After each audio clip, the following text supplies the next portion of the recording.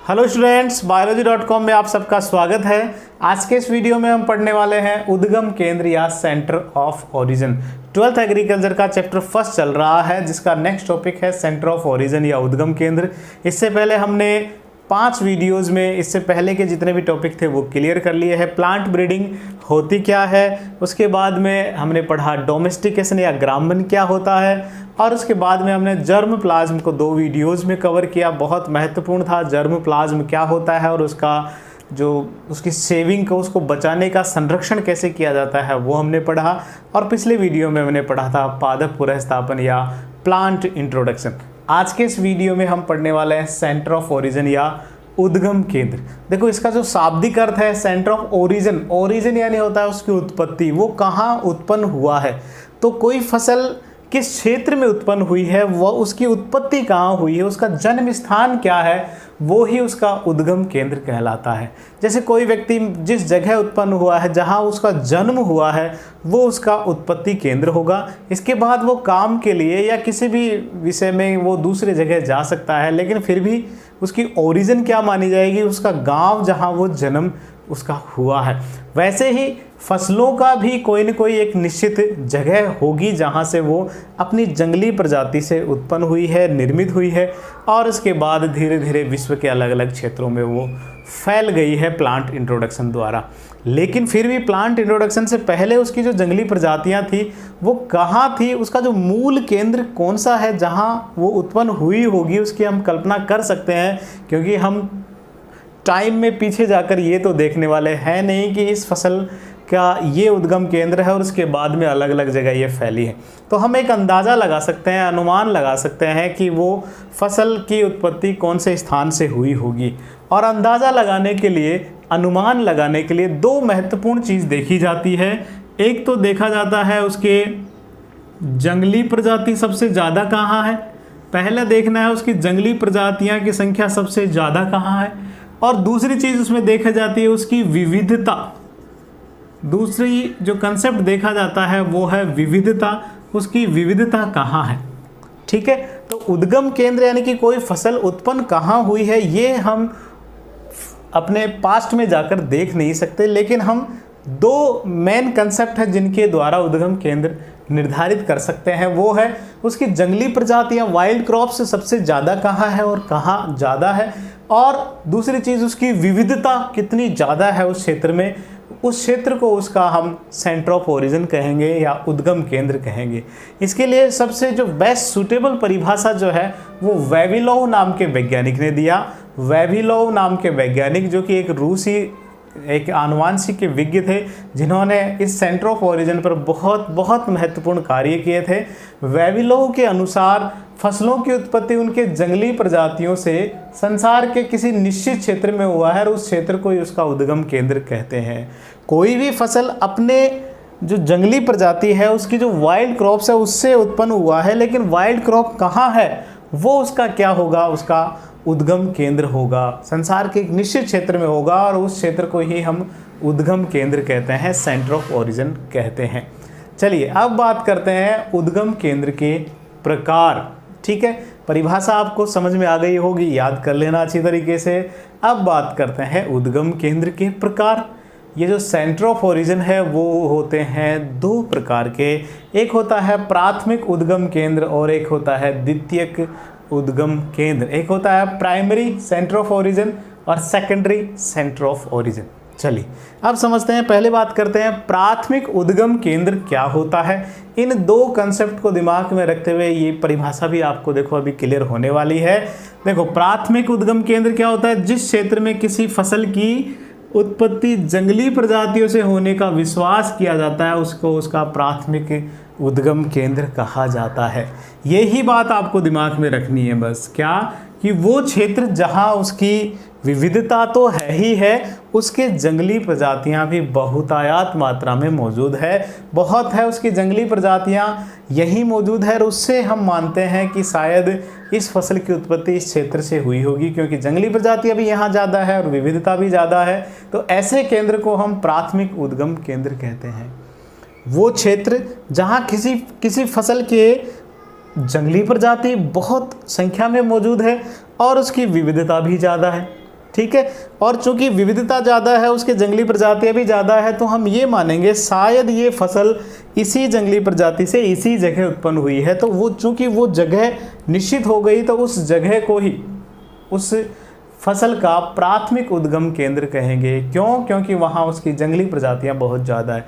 तो अगर उस क्षेत्र की जंगली प्रजातियाँ होने की संभावना ज़्यादा है तो उस क्षेत्र को ही हम क्या कह देंगे? प्राथमिक उद्गम केंद्र कहेंगे। ठीक है।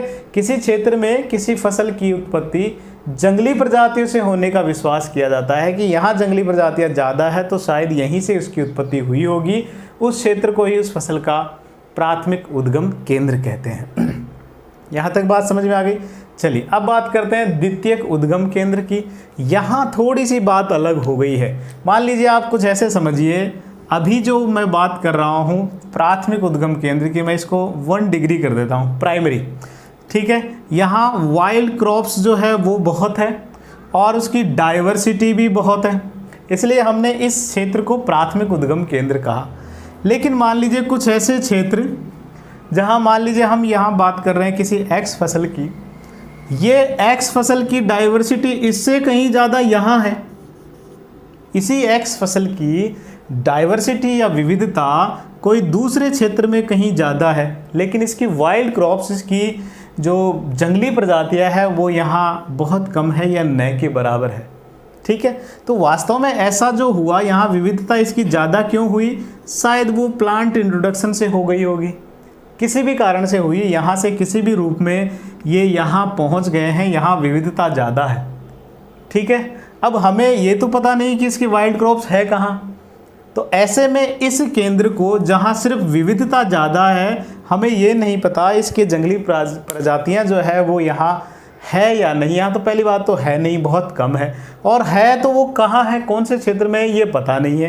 तो ऐसे में हम उस क्षेत्र को उसका द्वितीयक उद्गम केंद्र कहेंगे, जहाँ उसके वाइल्ड क्रॉप्स के, उसके जंगली प्रजातियों के संख्या बहुत कम हो, वह उसमें तो कमी हो, वाइल्ड क्रॉप्स तो बिल्कुल कम हो या न के बराबर हो, लेकिन विविधता बहुत बहुत ज़्यादा है। ऐसे क्षेत्र को हम उस फसल का द्वितीयक उद्गम केंद्र कहते हैं। जैसे अब यहाँ इसको आप कैसे शब्दों में लिखोगे, देखो, जिन क्षेत्रों में किसी फसल के कृषि प्रारूप, यानी कि जो हम बो रहे हैं उसकी फसल के जो प्रारूप है वो बहुत अधिक विविधता में मिलते हैं। जैसा मैंने बताया, इसकी डाइवर्सिटी यहाँ बहुत ज़्यादा है, किसी फसल की विविधता ही बहुत ज़्यादा है। यहाँ जंगली प्रजाति की कोई बात हुई क्या सेकेंडरी में? नहीं, जंगली प्रजाति यहाँ नहीं होती, बात हो रही है सिर्फ कृषि प्रारूप बहुत अधिक है, उसे ही उस फसल का, उस क्षेत्र को हम क्या कहते हैं? द्वितीयक उद्गम केंद्र कहते हैं।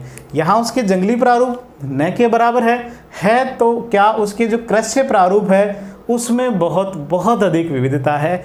ऐसे क्षेत्र को हम उस फसल का द्वितीयक उद्गम केंद्र कहते हैं। तो एक ही फसल के दोनों उद्गम केंद्र हो सकते हैं। जहाँ चावल, जैसे चावल का उदाहरण ले, चावल की विविधता भारत में बहुत ज़्यादा है और उसके जो वाइल्ड क्रॉप्स है वो भी भारत में बहुत ज़्यादा है, तो भारत जो है वो चावल का प्राथमिक उद्गम केंद्र हो गया है। ठीक है, नोट कर लेना, उदाहरण से समझो बात को। चावल भारत में बहुतायात मात्रा में होता है, विविधता भी बहुत है, और इसके जंगली प्रजातियां भी भारत में बहुत मौजूद है। इसका मतलब भारत जो है वो चावल का प्राथमिक उद्गम केंद्र है। लेकिन चावल भारत में इतना नहीं होता, इसके कृषि प्रारूप इतने भारत में नहीं है जितने चीन में हैं। चीन में चावल सबसे अधिक मात्रा में होता है और वहाँ इसकी विविधता भी बहुत ज़्यादा है। तो ऐसे में चीन को हम चावल का कौन सा केंद्र कहेंगे? चावल का द्वितीयक उद्गम केंद्र कहेंगे। क्यों? क्योंकि यहाँ उसकी विविधता ज़रूर ज़्यादा होगी, लेकिन इसकी वाइल्ड क्रॉप्स, इसके जंगली प्रजातियाँ यहाँ बहुत कम है या न के बराबर है। तो चीन को फिर हम चावल का द्वितीयक उद्गम केंद्र कहेंगे। ठीक है, ये बात हो गई उद्गम केंद्र जो है उसके प्रकार, प्राथमिक और द्वितीयक। अब बात करते हैं उद्गम केंद्र जो है पूरे वर्ल्ड में वेविलोव ने, फिलहाल जो हम ये जो बात करेंगे ये वेविलोव ने जो उद्गम केंद्र दिए थे वो ही। वेविलोव ने जो है पूरे वर्ल्ड में स्टडी करके पूरे वर्ल्ड में 8 प्रमुख उद्गम केंद्र बताए। कितने? 8 प्रमुख उद्गम केंद्र बताए हैं। किसने? वेविलोव नाम के साइंटिस्ट ने। ठीक है, वो 8 उद्गम केंद्र कौन कौन से हैं? पहला है चीन क्षेत्र है, दूसरा इंडियन क्षेत्र है या इसके हिंदुस्तान क्षेत्र भी कह देते हैं, एक सेंट्रल एशिया है, एक माइनर एशिया है, पांचवा है मेडिटेरेनियन, छठा है एब्सीनिया, सातवां है सेंट्रल अमेरिका, केंद्रीय अमेरिका और साउथ अमेरिका, दक्षिण अमेरिका। 8 केंद्र है, कौन कौन से हैं? China, India, central Asia, minor Asia, Mediterranean और एब्सीनिया, सेंट्रल अमेरिका और साउथ अमेरिका। ये 8 उद्गम केंद्र हैं। अपनी बुक में बहुत सारे उदाहरण हैं, लेकिन फिलहाल मैं जो उदाहरण लेके आया हूँ ये अलग अलग एग्जाम में क्वेश्चन आए हुए हैं। किसी भी तरह की आपके एग्रीकल्चर से रिलेटेड कुछ एग्जाम्स में आपको सेंटर ऑफ ओरिजिन पूछा जाता है कि इस फसल का उद्गम केंद्र कौन सा है बताइए। तो बहुत सारी फसलें हैं, लेकिन जो मैं उदाहरण यहाँ छाट के लेके आया हूँ इनसे संबंधित प्रश्न पहले जो है पूछे जा चुके हैं, वो मैं आपको सबको बता रहा हूँ, जिन्हें आपको याद करना है और रटना है। सबसे पहले बात करते हैं चाइना की। चीन में सबसे ज़्यादा आपको जो याद रखना है वो है सोयाबीन। सोयाबीन का जो उद्गम केंद्र है वो है चीन। सोयाबीन का उद्गम केंद्र क्या है? चीन। सोयाबीन का उद्गम केंद्र चीन है। इसके अलावा पीच या आड़ू जिसे कहते हैं, मूली, ये इनके उद्गम केंद्र कौन से हैं? चीन है। कौन कौन सा है? सोयाबीन, आड़ू और मूली। सोयाबीन, पीच और मूली। सोयाबीन, पीच और मूली का उद्गम केंद्र चीन है। अब बात करते हैं इंडिया। इंडिया का तो जरूर याद करना ही करना है। सबसे पहला जैसे मैंने बताया चावल या धान जो है, धान का उत्पत्ति केंद्र भारत ही है। इसके अलावा यहाँ आम जो है, आम की विविधता भारत में बहुत ज़्यादा होती है, इसलिए आम यहाँ का उत्पत्ति स्थल है। तो धान, आम, गन्ना, काली मिर्च और हल्दी। काली मिर्च और हल्दी, ठीक है। कौन कौन से है भारत में? धान, आम, गन्ना, काली मिर्च, हल्दी। धान, आम, गन्ना, काली मिर्च और हल्दी, इसका उद्गम केंद्र भारत है। फिर है सेंट्रल एशिया। एशिया का जो केंद्र वाला भाग है वो वहाँ है ब्रेड व्हीट। ये बहुत बार एग्जाम में पूछा जा चुका है और पूछा जाएगा। ब्रेड व्हीट, ब्रेड यानी हम रोटी बनाने वाला जो गेहूं है, उस गेहूं की उत्पत्ति सेंट्रल एशिया से मानी जाती है। जैसे अफगानिस्तान के आसपास का जो क्षेत्र है सेंट्रल एशिया, यहाँ उत्पत्ति हुई है ब्रेड व्हीट की। कौन सा? ब्रेड व्हीट, गेहूं ब्रेड वाला। इसके अलावा सेब है, इसके अलावा ग्रेप्स अंगूर है, गाजर है, प्याज, लहसुन और बादाम, ठीक है। तो ब्रेड व्हीट है, सेब, ग्रेप्स यानी अंगूर, गाजर, प्याज, लहसुन और बादाम, इनकी उत्पत्ति स्थल है सेंट्रल एशिया। Central Asia. अब बात करते हैं माइनर एशिया। एशिया का निचले वाला भाग, इराक ईरान के आसपास वाला भाग। माइनर एशिया में जो है वो है ड्यूरम व्हीट, ग्रेप्स और आलमंड। ड्यूरम व्हीट, आलमंड, बादाम जो है उसको दोनों जगह का माना जाता है। यहाँ व्हीट जो है, गेहूं है, वो अलग वाला है, ड्यूरम व्हीट। ड्यूरम व्हीट, ठीक है। ये बहुत बार कंफ्यूज करता है, याद करना है। सेंट्रल एशिया में ब्रेड व्हीट है, माइनर एशिया में ड्यूरम व्हीट है। ड्यूरम व्हीट है माइनर एशिया में। इसके अलावा, ठीक है, ये माइनर व्हीट में आपको याद रखना है।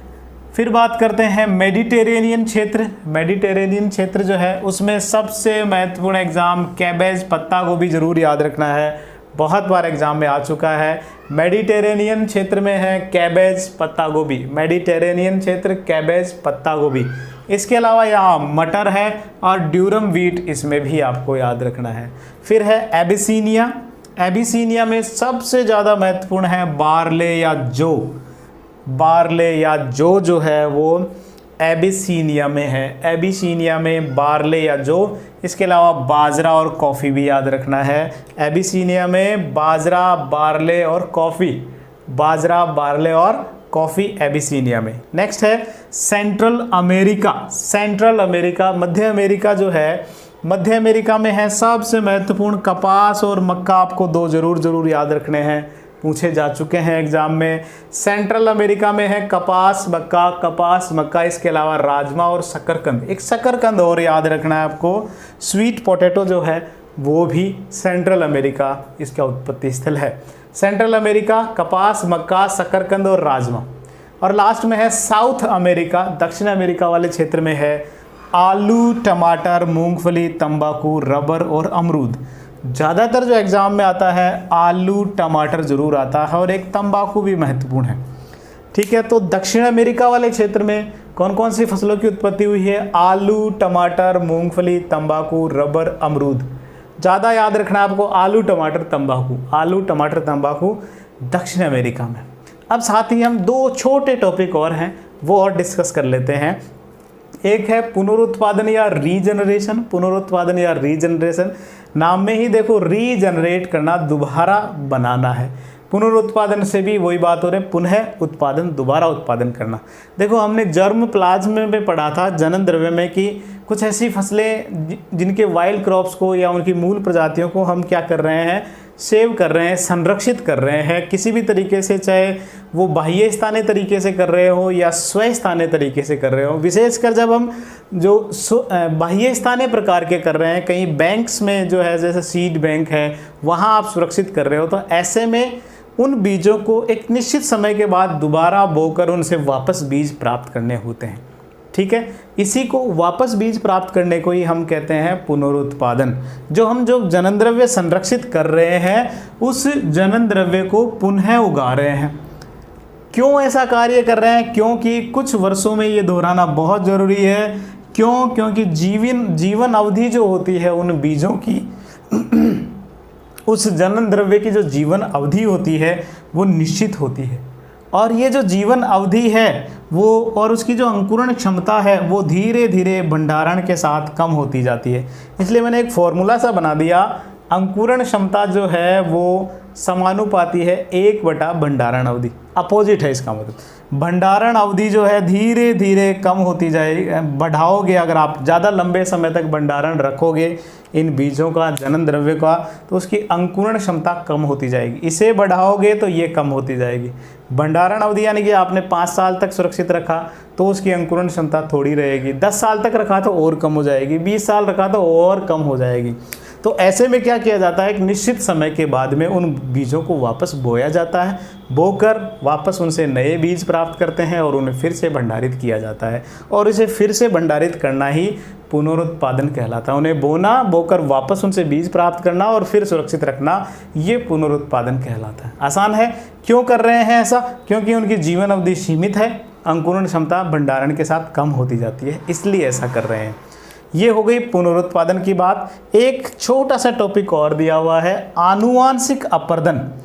आनुवांशिक अपर्दन या जेनेटिक इरोजन। आनुवांशिक अपर्दन या जेनेटिक इरोजन, देखो नाम से ही जाहिर है, अपर्दन अपने छोटे कक्षाओं में सामाजिक में ज़रूर पढ़ा होगा। जैसे मिट्टी का जो कटाव होता है, बरसात के साथ मिट्टी कट कर जा रही है या पहाड़ जो है वो कट कट के जा रहे होते हैं, तो उसे अपर्दन कह रहे हैं। जो मूल अवस्था है उसमें कुछ न कुछ कमी होती जा रही है, उसे अपर्दन कहते हैं। यहाँ अपर्दन हो रहा है, किसका हो रहा है? आनुवांशिक रूप से, यानी कि वो जो जीन है उन जीन प्रारूपों में कमी आ रही है। कैसे? ऐसे समझो, मान लीजिए कोई एक फसल है, ये एक फसल है जिसमें 10 अलग अलग प्रकार के उसके जीन प्रारूप हैं, लेकिन किन्हीं कारणों से धीरे धीरे 10 प्रारूपों में से एक प्रारूप जो है विलोपित हो गया, डिलीट हो गया, या प्रकृति से अब समाप्त हो चुका है, विलुप्त हो चुका है। तो अब उसका जो आनुवांशिक जो समूह है अब 9 का ही बचा, और मान लीजिए समय के साथ वो 9 न रहकर 8 रह गए, या समय के साथ 5 ही रह गए, तो उसका जो आनुवांशिक पदार्थ है वो क्या हो रहा है? कम हो रहा है। तो आनुवांशिक पदार्थ का कम होना, उसकी विविधता में कमी आना। पहले देखो 10 थे, अब विविधता सिर्फ 5 रह गई। तो किसी भी फसल का या फसल प्रारूप में जो विविधता है उसमें जो धीरे धीरे कमी आती है, उस जो कमी है उस कमी को ही हम आनुवांशिक अपर्दन कहते हैं। वो कट रहा है, उसमें जो कृषि प्रारूप है और जो उसके जंगली प्रारूप है, उन प्रारूपों का कम होना क्या कहलाता है? आनुवांशिक अपर्दन कहलाता है। कम क्यों हो रहा है? जो फसलें हैं उन फसलों के रूप जो है और उनके जंगली प्रारूप ये कम क्यों हो रहे हैं? उसके कारण क्या क्या हो सकते हैं? एक तो हम लगातार उन्नत प्रकार की जो हमें फसल अच्छी लगती है, लगातार वो बोए जा रहे हैं, तो उसके जंगली प्रारूप क्या होंगे? खत्म हो जाएंगे। एक कारण तो ये है। दूसरा, एक आजकल चल रही है नवीन कृषि पद्धतियाँ, हम बहुत जो बिल्कुल नए ज़माने की जो टेक्निक्स है उनका यूज़ कर रहे हैं। उस वजह से हम जो है वाइल्ड क्रॉप्स पर विशेष ध्यान नहीं देते और अधिक क्रॉप्स पर हम ध्यान नहीं देते, और उन सब का प्रभाव ये होता है कि उनकी एक ही फसल के जो अलग अलग रूप है, वो कुछ ऐसे रूप जो आप बार बार उन पर ध्यान नहीं दे रहे हो वो नष्ट होते जाते हैं। इसके अलावा जनसंख्या वृद्धि एक कारण होगा, औद्योगिक विकास एक कारण होगा और खरपतवारों का पुनः स्थापन भी एक कारण है आनुवांशिक अपर्दन का। ये कैसे है? जनसंख्या वृद्धि होने से हम जो है अपना विकास बढ़ा रहे हैं, मकान ज़्यादा बना रहे हैं, सड़कें ज़्यादा बना रहे हैं, बांध अधिक बना रहे हैं, इन सब के उद्योग धंधे ज़्यादा विकसित कर रहे हैं। ये सब कार्य करने के लिए हो क्या रहा है? ये सब कार्य करने के लिए हम जो जंगल की ज़मीनें हैं उसको साफ़ कर रहे हैं। जंगल की ज़मीनें साफ़ होंगे तो जंगली प्रारूप साफ़ हो जाएंगे।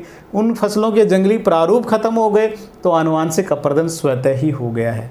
ठीक है, इस तरह औद्योगिक विकास भी उसी का एक रूप है। उद्योग धंधे हम बढ़ाएंगे, जंगली प्रारूप कम होते जाएंगे। इसी तरह खरपतवारों का पुनः स्थापन, जैसे हमने पिछले वीडियो में, पिछले टॉपिक में हमने डिस्कस किया था कि पुनः स्थापन से कुछ ऐसी खरपतवारें आती हैं जो वहाँ के प्राकृतिक जो संतुलन है उसको बिगाड़ देती है और स्वयं अपने आप को फैलाए रखती है। तो ऐसे में जो उसके जंगली प्रारूप है, वहाँ उसके लोकल जो स्थानीय जंगली प्रारूप है उसके ख़त्म होने के चांस बढ़ते हैं। जैसे विदेशी बबूल जो यहाँ अपने बहुत सारे पूरे भारत के अधिकांश क्षेत्र में फैल रही है, उसकी वजह से भारतीय मूल के जो कुछ जड़ी बूटी, औषधि टाइप के या और किस्म के जितने भी यहाँ के जो स्थानीय पादप है वो समाप्त होते जा रहे हैं। तो वो भी एक कारण है, खरपतवारों का पुनः स्थापन भी एक कारण है आनुवांशिक अपर्दन का। तो आनुवांशिक अपर्दन क्या होता है? किसी फसल की जो विविधता है उसमें कमी होना आनुवांशिक अपर्दन है। उसके कारण क्या क्या है? आप उन्नत किस्मों का लगातार बो रहे हो, उन्हीं का अधिक उपयोग कर रहे हो, नवीन कृषि पद्धतियों का प्रयोग कर रहे हो, जनसंख्या वृद्धि, औद्योगिक विकास और खरपतवारों का पुनः स्थापन, ये सब आनुवांशिक अपर्दन के, जेनेटिक इरोजन के प्रमुख कारण है। ठीक है बच्चों, तो आज के वीडियो में हमने क्या क्या पढ़ा?